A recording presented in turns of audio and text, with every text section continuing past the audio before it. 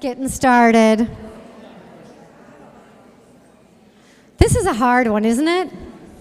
So, my brother stopped practicing his faith when I would say he was an indifferent sort of practicer of the faith. He would come to Mass with us, but it was just not engaged. And my mother passed away at the age of 54 on his 21st birthday. And he was like, I'm never going to church again, ever. And he and my older brother, Ian, who's actually younger than me, but the two brothers were very, very angry. And Ian, who was much more thoughtful about his faith, also stopped going to Mass. And so Ian was really struggling and wanted to talk about religion, but was very angry.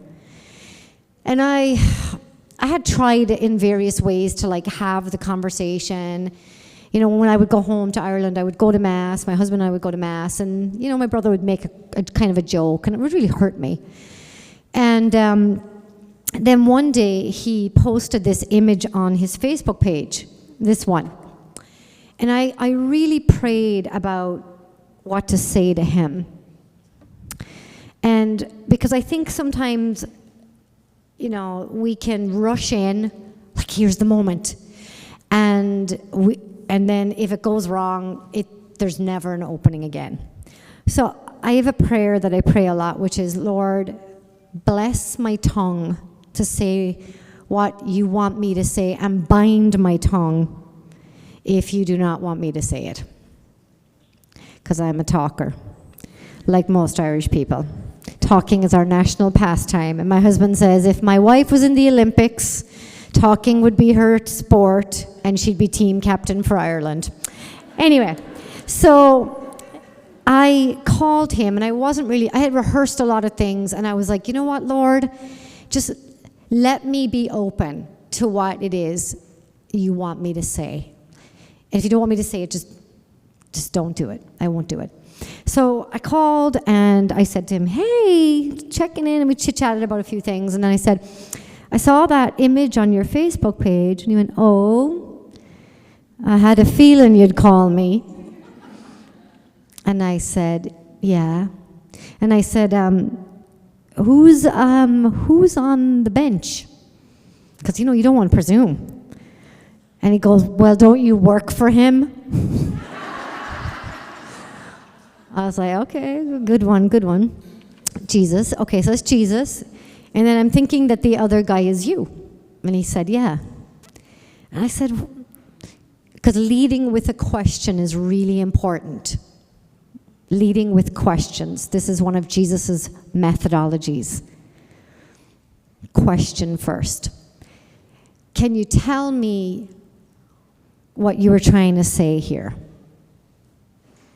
And he said, yep, that's Jesus on one side of the bench, and it's me on the other side. And it feels really far. We're not close. I'm nowhere near him. I'm far away from him. And I said, I can see that, right?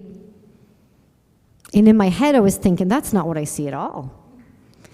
But what came out of my mouth was, I know that you're angry and upset since Mom died. And I don't blame you. It's hard to understand suffering when it comes to children and people we love dying. I said, I think when I look at that image, I see Jesus and I see you, but I see our mother sitting between you, holding both of your hands. And he started to cry. And for me, it was the opening to be able to have a conversation with him about what's really going on in his life. I think this is one of the gifts that Jesus gives us in the Bible, in his humanity, is we see him do certain things. And the word truth comes from the Latin verify or verity. To verify, veritas means truth. I am the truth. I am the way, the truth, and the life. So when our children ask us, is it true? Is our faith true? Is it real? They're not asking, is every teaching of the Catholic Church true? They are asking if we believe that it's true. And so my son and my daughter, my sons and my daughter often say when they hear something, is it true? And this is where we have to slow down as parents and say, does this feel true for you too? I remember once when I was at the Bishop's Conference in Washington, my family would walk me to the door of an elevator where there's security, and I would go up the elevator, and then they'd come back at 3 o'clock, stand at the elevator and walk me down. And one day I was in the elevator with a bishop friend of mine. We were chit-chatting about something, and Ava, my daughter, was very young. She was like 4. She's like, "Hi, Mom," the elevator door. And I said, "Hello, and this is Bishop," and hello. And she goes, "What do you do?" And he bent down, and he said, this was a great answer. He said, I know Jesus, and Jesus is handing on his teachings to his disciples, and I am one of the bishops, and we safeguard Jesus' teachings. I thought that was very good. And she looked at me, she goes, yeah, is that true, Mom? And I was like, oh my gosh, will the ground just swallow me whole here, right? And I thought, and he chuckled, and he said to me, it's true the world over, Julianne. Children will verify everything we tell them as teachers through the lens of their parents. Not through me, not through experts, not through developers of programs or books, but through their parents. And so I want to give you what I call the simple Socrates on answering questions, particularly when it comes to sparking dialogue with the students around faith. Jesus shows us the way. These are questions that Jesus actually posed back to people. When people would ask Jesus questions like, he was asked so many different questions, but are you the Lord? Are you the Messiah? He would say things like, what do you want me to do for you? Who do you say that I am? Where is everyone? Who touched me? Jesus was asked, I think, when you correlate all the scriptures, 187 questions. He answered every single one of them except 10 or 11, back in the form of a question. It took me a long time to recognize, I studied the Socratic method, but this is basically what it is. Socratic method checks for prior understanding. It gives space for the learner to hear and to dialogue with what's really going on. So when any student asks you, why does the church teach X, Y, Z, and it's usually a hot button subject, that's a great question. Why do you think the church teaches X, Y, Z? Okay, we sometimes rush to fill in the blank and don't leave space, and the Socratic method teaches us that it is always the best to receive the question first and pose back with a question unless we're being asked to clarify a fact. Okay, so here's a methodology that I developed in my book, Start with Jesus, that I wanted to share with you. Okay, and 4 pictures here, very simple. There are questions of the heart that require deeper understanding and meaning. They're questions that these are the questions of the human heart. What's my purpose? Where do I belong? We call these questions, St. John Paul II would have called them, the anthropological questions, the anthropological leaning of the heart. This is actually how our catechism is written. I don't know if you learned this yesterday, but the catechism starts with, your heart is restless until it rests in God. It's the struggle of the universal condition. It's the anthropological question that starts, which is, what are you hungry for? What are you thirsty for? What's the hole in your heart that the Lord is trying to fill? Well, He's created you for Him. That's how the catechism starts. And then we are introduced to the person of Jesus. This is one of my favorite images. It's the Salvador Dali image. There's a great version of this in Washington, D.C., actually, at the Smithsonian. And then we're introduced to the person of Jesus. And then there are, that's the Christological question. or the Christocentric question. And then there are questions that are what's called eschatological in nature, which are questions on the end times, the eschaton. And this is one of the ultimate questions that people have is, what difference does it make if you have faith or not? Right? Last questions are ecclesial questions. They are got to do with the church. They are not the same questions. So here's how it looks. The anthropological questions are, does it matter if we have faith? Why are we here? The Christological question is, who is Jesus and how does he answer that first question? The eschatological question is, what difference will faith make in the end? You can be a good person and not go to church. Have you heard that? What they're asking is actually an eschatological question. And then the last question is the ecclesial questions. How does the Catholic Church speak to all the other questions? So when someone says, what does the church teach about X, Y, Z? Sometimes we respond starting with the ecclesial question, which is the how, and then we move to the what question. We often address, and this is how we were formed as educators, by the way. You address the what and the how. But what young people, the big shift with Gen Z and Alpha, they can Google what and how, but they cannot Google why and who. Only you, as an evangelist, as a teacher, as a herald or proclaimer of the gospel, can introduce them to the who and the why. And so a lot of parents were struggling with, I don't know the what and the how of our Catholic faith. But I said, is Jesus at the center of your life? Yes. Introduce them to Jesus and find the way to the what together. Because if they have these two pieces in place, the what, the why and the who, the what and the how will follow. But we tried to educate people with the what and the how first in faith, and the who and the why never followed. I had a priest come to me, I kid you not, he was 65 years of age, and he came to me once and he said, you asked a question that I cannot answer today. You asked me if I had a personal relationship with Jesus. This was about 15 years ago. He goes, I've never heard that question before. My relationship is with the church. I do things for the church. I really have to pray about this. He spent about 5 years after that conversation praying about it. He was named a bishop 2 years ago. True story. He's like, I don't know where I am in discipleship. I've never thought about that. I think I'm a beginner in discipleship because his relationship with the church was so strong, but his relationship with Jesus was not as solid. It was incredible. So I walked with him into this, and he was solid on the what and the how questions. He was priest for 40 years or 30 years or whatever it was. But the who and the why, that was really hard for him. That was his big conversion. So when we address questions, we need to address them with, what does the church teach? We need to go to, why do you think the church teaches about this?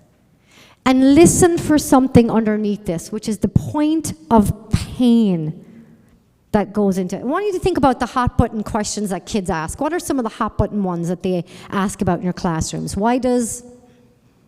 Just throw out a question. Why did God let bad things happen? What other ones? Will gay people go to heaven? Does the church hate women? That's one I get a lot. What are some other ones? Why does the church care about premarital sex or abortion? Oh, I mean, if you're recording this, you're like, ooh, all the hot button things that make us go, right? Kids will go to those issues. And our response is to go to the what and the how. Here's what the church teaches, and here's why but we need to go back to say, why do you want to know? Why are you curious about this question? What is it about that question? And if you ask the question, particularly about same-sex attraction, it's because they have a friend or a family member and they are concerned that they are going to go to hell. And that is a terrifying possibility for a child. So that's what you're listening. That's the real question. That's the real question. And so dialoguing with them about this is really hard, and it takes years and it takes time. Sometimes you can give a quick answer, When it comes to the moral questions, not often. Okay, I'm just going to move a little quickly here and then I'm going to give you a little break. So there's 3 little boys and they're playing in a puddle in Ireland. And this was my son when he was 1. He's 15 this month, so this is a long time ago. It's one of our first trips to Ireland. And this little fellow who took off his trousers to run around in the puddle of rain, I grabbed my camera and I took a picture of this moment because I'm like, what is going on? They're doing something here and I need to know what that is. And later on, because Michael, my nephew Michael, ran over and he was like solemn. This was a very serious moment. The whole cadence of what was going on had slowed down. That's what made me reach for my camera, because I thought to myself, this is a holy moment. And then my son, who couldn't walk or talk, just kind of scooted over to touch his hand into this puddle. And I said to his mother that night, what is he doing? He said, I know exactly. Every time his grandmother brings him shopping, at the end of the day, they go into the church to light a candle. But the first thing we do when we go into church is we make the sign of our faith in the holy water.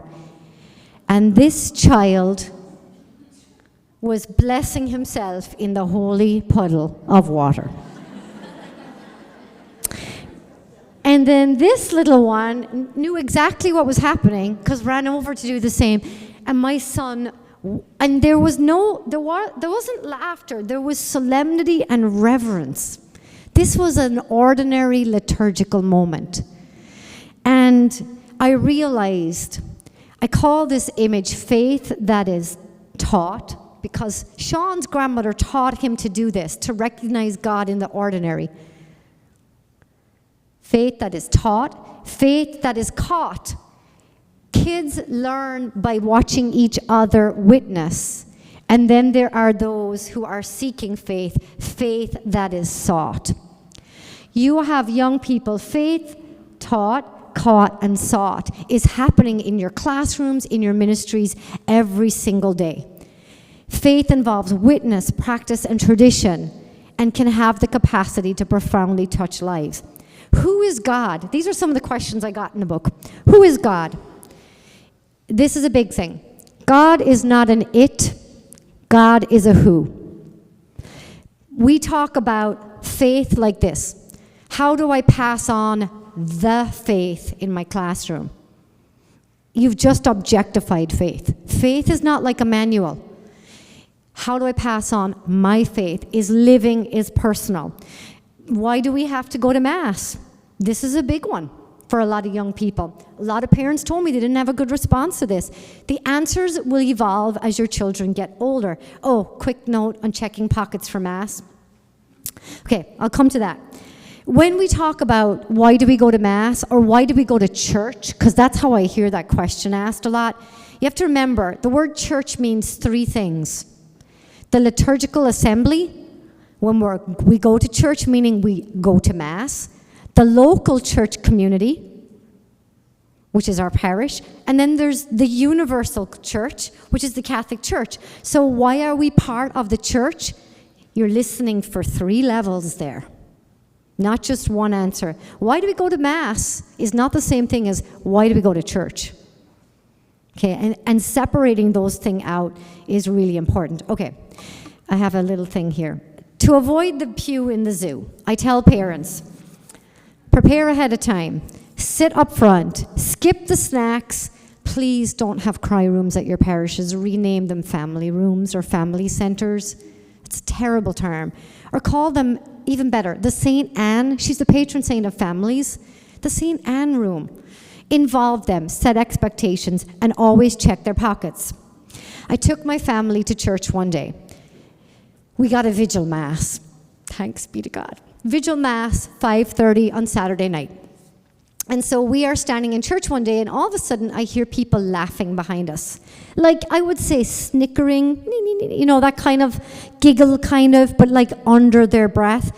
And I'm like, they're laughing at something and we don't know what it is. Is it us? Let me check to see if everybody's pants and underwear are not tucked into each other. You know, you just do the kind of like discreet, okay, I'm good. And then you start looking, okay, Hun's good, thank God. And okay, we've no underwear exposed here. The children are all in the pew. We don't have the situation of a loose, free-range chicken child like my son, who crawled under all of the pews. He had a thing for silky blankets and is feeling all the women's silk stockings on the way down. We had that one day. But this laughter was mysterious to me because it was on and off. But I was confident it could not be us. Because my sons were quiet, my daughter was quiet, but it kept happening. And then I knew something was going on. I had to figure it out.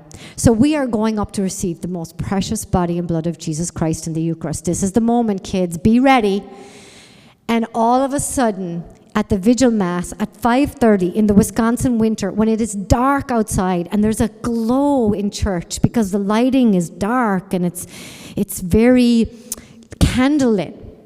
My 6-year-old daughter at the time turns around with hot pink, glow in the dark vampire fangs in that she had been smiling to everybody at Mass in, had her hands crossed and was going, I want to receive Jesus now. Check their pockets. Quick one before I give you a break. How can you teach children to pray? By praying with them. You can pray with your children, you can pray over your children, and you can intercede for your children. There's 3 ways to pray with them.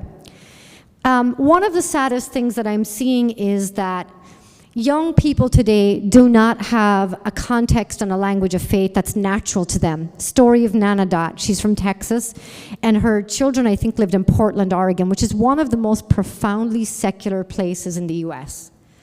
I think it might be Seattle and Portland area is like number 1, like on all the atheist list. Nana Dot's kids moved out there, and so she had her grandchildren down in Texas with her, and she wanted to bring her grandson to church. And so her grandson had never been to church, and this was very hard for her.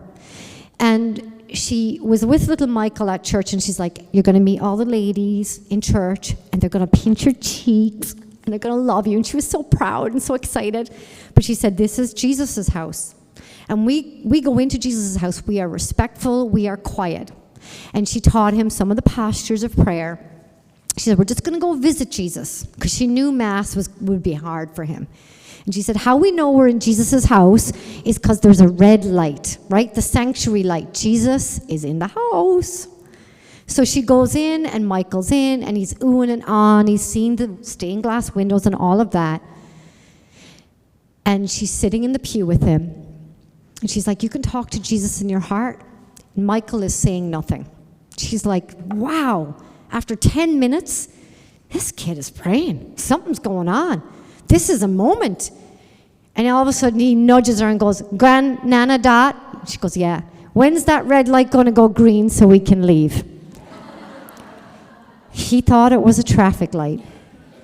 No one had ever told him anything around what he was seeing and hearing in church. This is the context in which young people are coming to faith today. Before I break, I want to give you some guidance for difficult moral questions. The difficult moral questions: same-sex attraction, abortion, premarital sex, adultery, whatever it is, badly behaving politicians, of which there are many, badly behaving sports people, of which there are many. Whatever the hot water question is, very simple. Mouth is quiet. Listen, use your Socratic method. Make eye contact. Kids can tell if you believe what you believe about the church to be sincere and true, or if you're like, open your books, kids, we have to touch on this section today. They can feel that. They know if you're a credible witness or not. And if you're like, I'm not sure, I'm trying to get into this, faith is hard for me, and I'm just doing my best, lead with your whole heart into that. but you will communicate volumes if you are disinterested. Ears are open, brain is engaged, body is still. This is a holy moment. Here's the framework for addressing the questions. Affirm. That is a great question. I'm so glad you trusted me to ask this question. I know this is a hard question, and I'm really glad that we're talking about it. Check for prior understanding. You're asking this question, I'm curious why. Tell me why you want to ask this today. That's the Socratic method right there, very simply.